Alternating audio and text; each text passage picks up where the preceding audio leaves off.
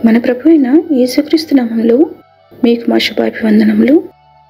ఈరోజు దేవుని వాగ్దానము, ఆయన పరిశోధింపచాలని మహాకార్యములను లెక్కలేనన్ని అద్భుత క్రియలను చేయువాడు.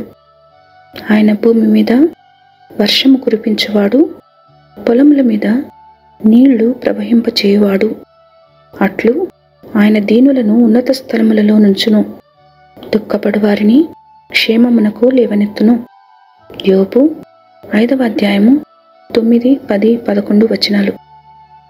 He does great and unsearchable things, wonders without number. He gives rain on the earth and sends water on the fields, so that he sets on high those who are lowly, and those who mourn are lifted to safety. Job chapter 5 verses 9, 10 and 11. ప్రార్థన.